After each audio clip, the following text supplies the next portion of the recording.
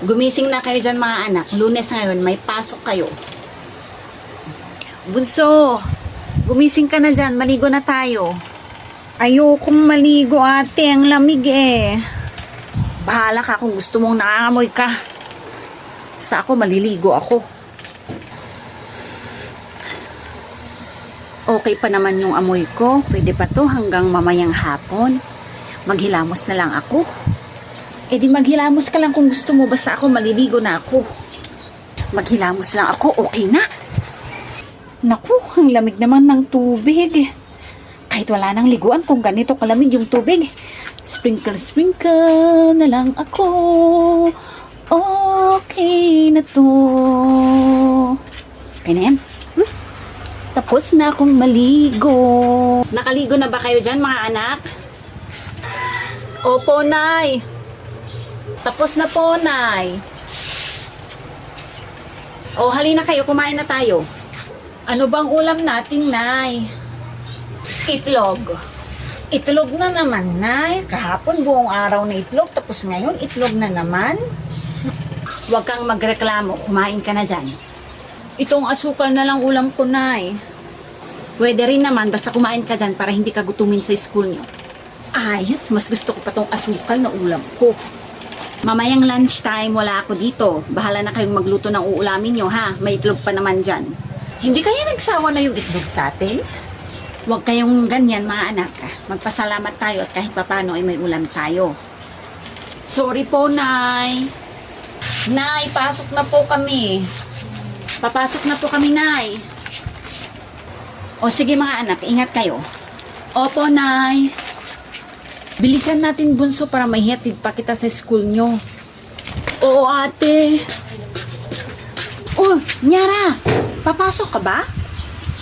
Oo, syempre. Ba't hindi ka ba papasok? Oo, hindi ako papasok. Darating kasi yung idol ko na si Sarah J sa plaza. Kaya dapat nandun ako. Hindi pwedeng mawala ako doon. Ay, idol na idol ko kaya yun. No, sama ka. Ayoko. May quiz pa kami mamaya. Tsaka ayoko mapalo na naman ako ni nanay. Naku, alis na kami, Shami. Baka malate pa kami eh. O sige. Ate, gusto ko rin makita si Sarah J sa personal. Sama tayo. O sige, basta wag mong sasabihin kay nanay, ha? Oo, ate. Promise. O, halina kayo. Punta na tayo sa plaza. O sige, tara. O, tara na, ate.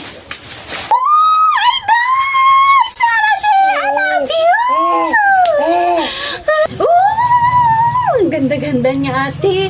Yeah! Sarah J, love you! Idol! Ay, nakita ko na si Sarah J. Tapos na yung program, uwi na tayo. Bunso ha, yung sinabi ko, huwag mong sasabihin kay nanay na nag-absent tayo.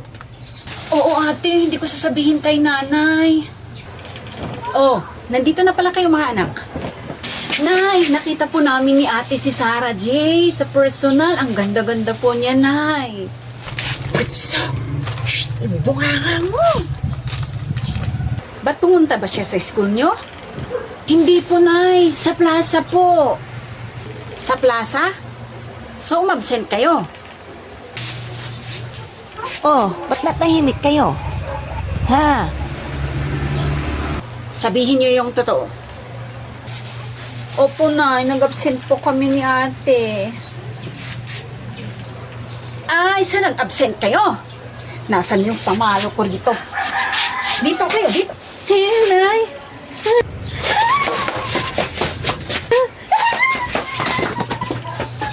O, saan kayo pumunta? Bumalik kayo rito. Kayo talagang mga bata kayo. Bumalik kayo rito.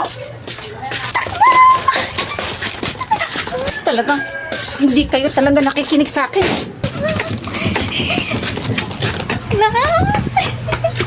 Mga anak, magigib kayo ng tubig at wala na tayong tubig.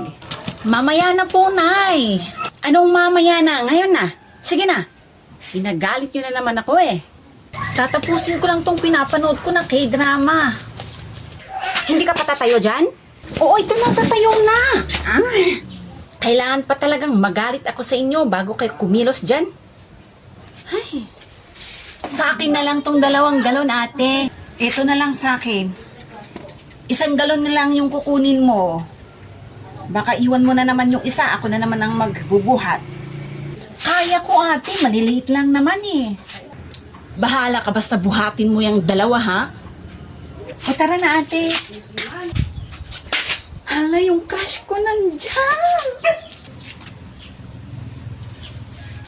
Bunso, balik tayo. Halika na. Bakit ba? Nandito naman na tayo. Ay, alam ko na kung bakit. Dahil sa boyfriend mo, no? Ayun, no? Sabing hindi ko siya boyfriend eh. Crush ko lang siya. Crush ka din naman niya. Ba't hindi pa kayo magjowa? Tumahimik ka nga dyan. Halika na, umuwi na tayo. Ayoko ate, siguradong pababalikin tayo ni nanay. Sa bagay. Halika na ate, para makapag-ibig na tayo. Sige, mauna ka na. Susunod na ako. O sige, basta sunod ka ate ha.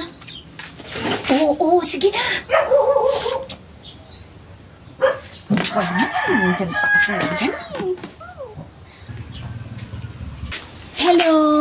Oh hi, ikaw pala. Pwede pag-igib mo kami ng tubig? Akin na yung galon mo, kakargahan natin ng tubig. Oh, akin na. Ako na bahala dito. Yung ate mo, nasaan? Ayun, oh. Nasaan?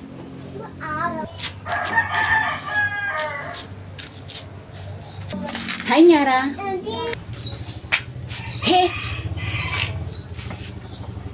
Oh, akin na yung balde. Lagyan natin ng tubig. Ibigay mo na, ate. Akin na nga. Ito, oh. Ako na dyan. Ako na. Ako na nga. Ako na. Sige na, ako na. Ako na bahala. Sabing ako na nga eh. Ako na. Ako na.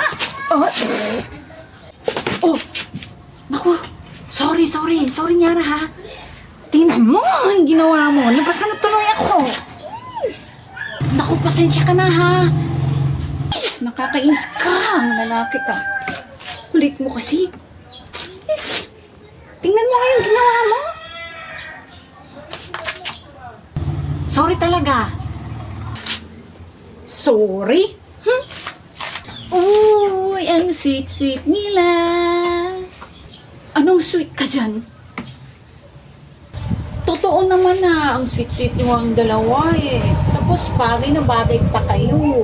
Sweet talaga kami na ate mo kasi sweet akong tao. Tsaka mapagmahal din.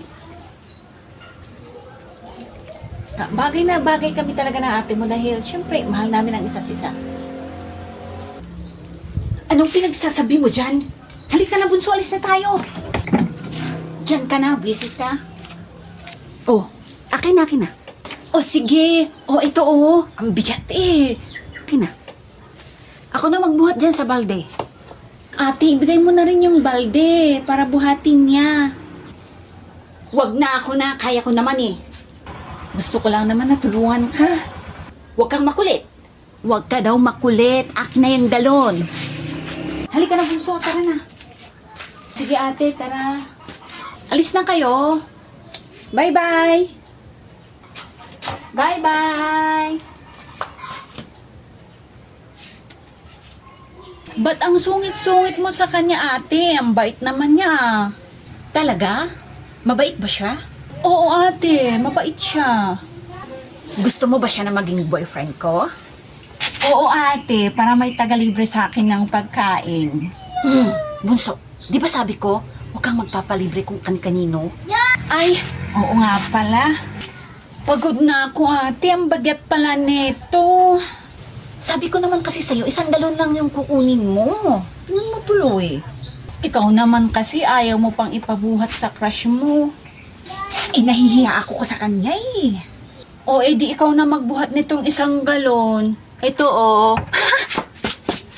Ano? Ang bigat-bigat nito, bunso! Yung galon, balikan mo!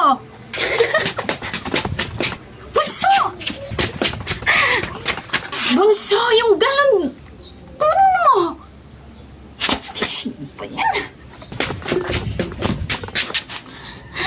Ako na naman ang magbubuhat nito.